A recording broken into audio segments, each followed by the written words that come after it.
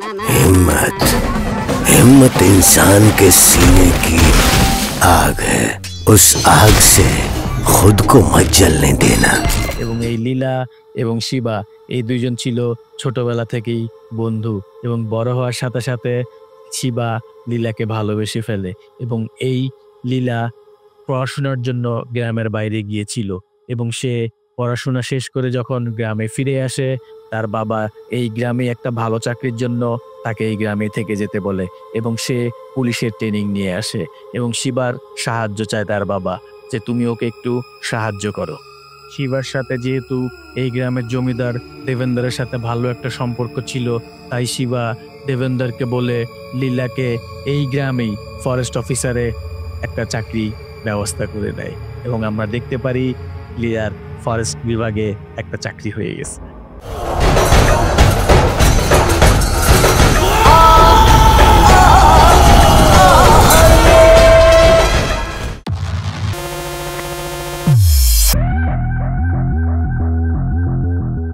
তো লীলা যখন প্রথম দিনই কাজে যোগদান করে তখনই সে জানতে পারে যে এই গ্রামের ফরেস্ট বিভাগের প্রধান অফিসার মুরলি মানে সেই বদরাগী অফিসার তার আন্ডারে তাকে কাজ করতে হবে। এরপরের সিনে আমরা দেখতে পারি অফিসার মুরলি এবং লীলা এবং আশেপাশে যারা পুলিশ সদস্য ছিল তাদের সবাইকে নিয়ে সেই গ্রামে হাজির হয় গ্রাম এবং জঙ্গলের মধ্যবর্তী স্থানে সীমানা ভাগ করার জন্য, কারণ অফিসার চাইছিল যে এই গ্রামের মানুষ তাদের নিজের জমিতে থাকবে, জঙ্গলের যতটুকু সীমানা দখল করেছিল সেই সীমানা তাদেরকে ছেড়ে দিতে হবে। এই কথাটাই অফিসার তাদেরকে বুঝিয়ে বলে। এদিকে আমরা দেখতে পারি লীলা তার চাকরির প্রথম দিনই তার গ্রামের মানুষের বিরুদ্ধে কাজ করতেছে।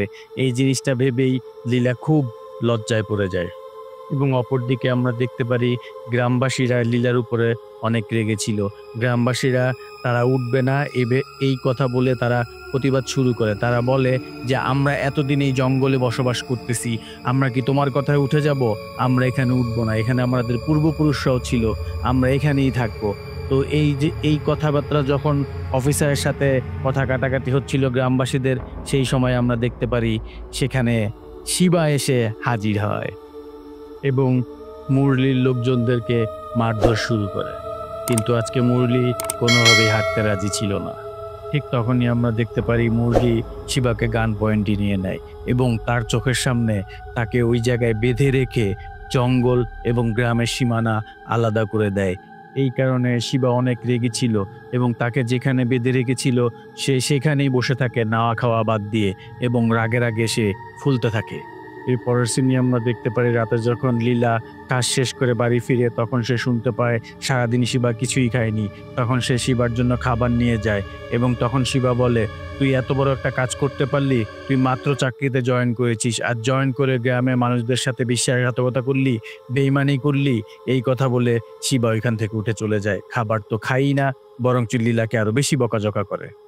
পরের দিন সকালে আমরা দেখতে পারি সব গ্রামবাসীরা মিলে জমিদার দেবেন্দ্রতার কাছে যায় এবং বলে, আপনি আমাদের জমি রক্ষা করুন, আপনি এখন আমাদের একমাত্র রক্ষাদাতা। তো দেবেন্দ্র তাকে বলে যে তোমাদের সব জমির কাগজপত্র আমার কাছে জমা দাও এবং এইখানে সাদা কাগজে একটা টিপসই দাও, আমি তোমাদের হয়ে আমার উকিল দিয়ে কেস লড়বো এবং সরকারের কাছ থেকে তোমাদের জমি ফিরিয়ে আনবো, এই আমি তোমাদেরকে কথা দিচ্ছি।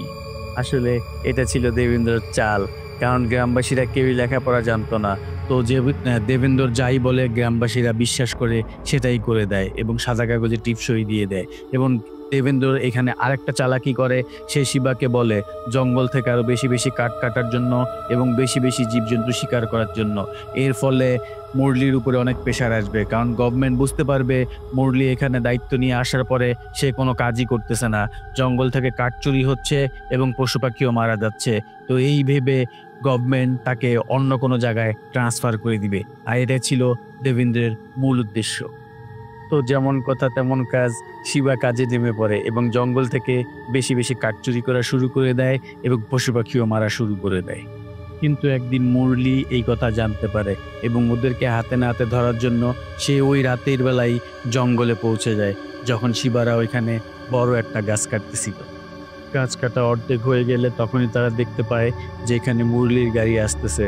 তো তারা গাছ অর্ধেক কেটেই তারা সাথে সাথে সেখানে লুকিয়ে পড়ে এবং ওইখানে তখন বৃষ্টি হচ্ছিল এবং ঝড়ো হাওয়া বইছিল।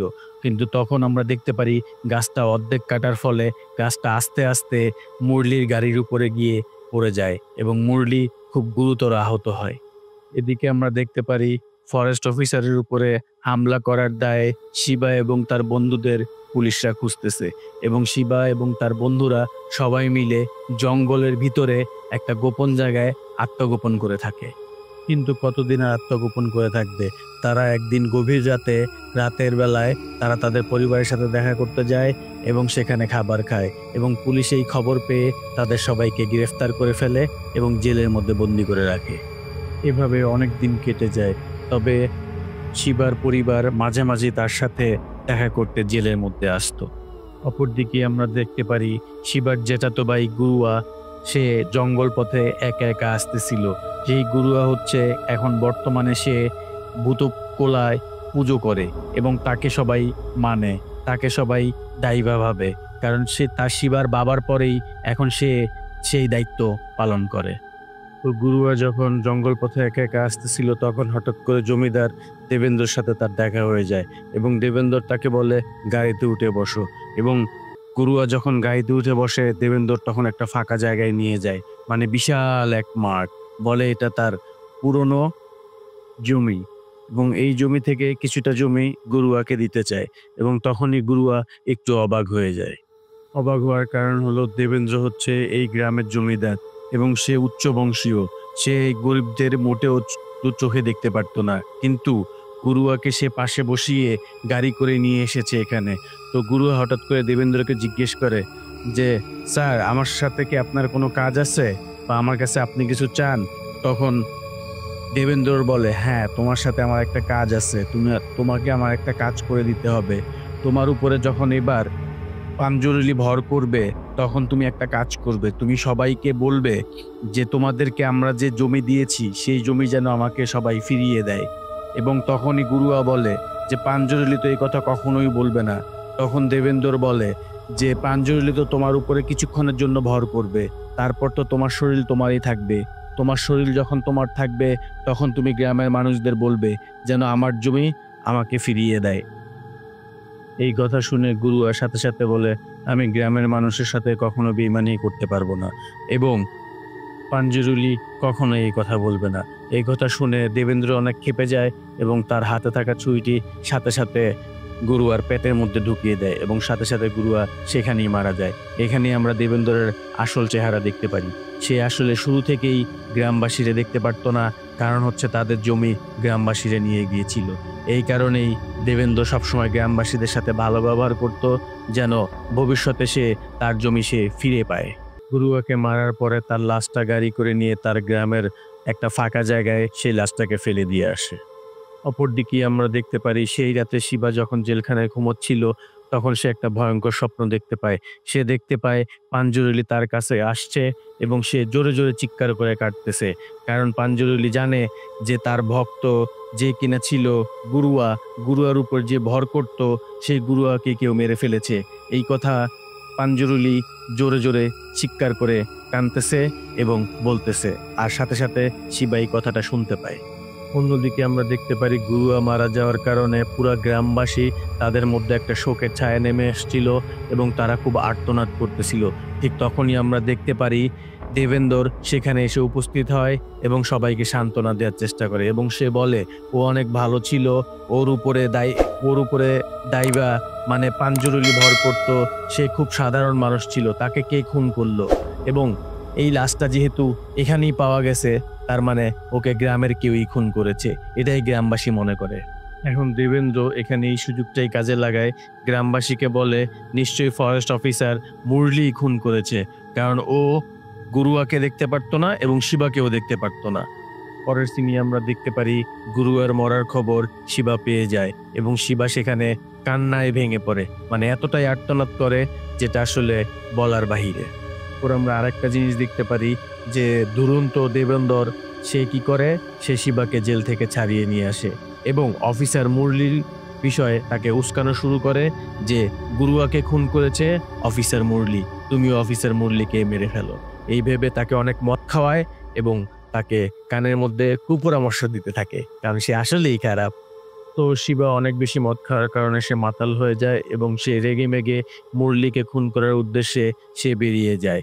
এবং এই অপর সিনে আমরা দেখতে পারি দেবেন্দর তার লোকজনদেরকে বলে ও যখন মুরলিকে মেরে ফেলবে তখন শিবাকেও মেরে ফেলবে, না থাকবে পথ, না থাকবে পথের কাঁটা। আসলেই দেবেন্দর অনেক খারাপ। তো অপর সিনে আমরা দেখতে পারি শিবা যখন মুরলিকে মারার জন্য যাচ্ছিল, রাস্তার মধ্যে একটা কামারের দোকান ছিল, সেই কামারের নাম ছিল মাধব। সে মাধবের কাছে গিয়ে তার তরোয়ালটা ধার দেয় এবং সেখানেও সে নেশা করতে থাকে। তখন নেশার মধ্যে মাধব বলে, আমি দেখেছিলাম গুরুয়া দেবেন্দরের সাথে গাড়ি করে যাচ্ছিল, কিন্তু যখনই তারা গাড়ি করে যাচ্ছিল তখন ফেরার সময় দেবেন্দর একা একা ফিরতেছিল, কারণ সেখানে গুরুয়া ছিল না। এবং এরপরেই শুনতে পারি যে গুরুয়ার লাশ সেই আমাদের যেখানে পুজো করি সেখানে ফেলে রাখা হয়েছে। তো এই কথা শোনার পরে শিবার তো চোখ খুলে যায়। সে যতই নেশা করুক, বাট তার ভাই তো, ভাইকে মেরে ফেলেছে, ভাই তো বুঝবেই। বলে না যাতে মাতাল তালে ঠিক, শিবাও ঠিক তেমনি। সে মাতাল হয়েছে কিন্তু সে তালে ঠিকই ঠিক আছে। সে বুঝে যায় যে তার ভাইকে মুরলি খুন করেনি, খুন করেছে দেবেন্দর। তো মাধব আর শিবা যখন এইসব কথাবার্তা বলতেছিল তখনই আমরা দেখতে পারি দেবেন্দরের লোকজন বাইরে থেকে এই কথা সব শুনে ফেলে এবং সাথে সাথে শিবাকে মারার জন্য তারা এগিয়ে আসে। আর এখানেই আমরা দেখতে পারি শিবা এবং দেবদরের লোকজনদের তুমুল একটা ফাইট। এবং এই ফাইটের মধ্যে আমরা দেখতে পারি শিবা তো নায়ক এখানে ঠিকই জিতে যায়। এবং এর পরের সিনে আমরা দেখতে পারি শিবা সোজা দেবদরের বাসায় চলে আসে এবং দেবদরকে সরাসরি সে বলে যে আপনি হচ্ছেন এই গ্রামের মাথা এবং আপনি হচ্ছেন আমাদের পূর্ব জমিদার। আপনাকে আমরা সবাই মান্য করতাম, বাট আমি আপনার সম্বন্ধে সবকিছু জেনে গিয়েছি। আপনি আমার দাদাকে খুন করেছেন। তো আমি আপনাকে সরাসরি একটা কথা বলতে চাই, আপনার যত লোকজন আছে সবাইকে নিয়ে আমাদের গ্রামে চলে আসেন, আমি সেখানেই আপনার বিচার করব। এই কথা বলে শিবা সোজা সেখান থেকে বেরিয়ে যায়। এখানে আমার সবচেয়ে বেশি ভালো লেগেছে শিবা খেতে খেতে যে ঠান্ডা মাথায় যে ডায়লগগুলো দেয় এবং তার অ্যাটিটিউড এত অসাধারণ ছিল যে আমি তার ফ্যান হয়ে গেছি। এর পরের সিনে আমরা দেখতে পারি অফিসার মুরলি তার সমস্ত লোকজন নিয়ে সেই গ্রামে চলে এসেছে এবং গ্রামবাসীদের বলতেছে যে দেখো, তোমরা যে দেবেন্দরের কাছে টিপসই দিয়েছিলে সেই টিপসই দিয়ে দেবেন্দর সব জমি নিজের নামে করিয়ে নিয়েছে। এখন আমার কিছুই করার নেই, তবে হ্যাঁ, একটা পথ খোলা আছে।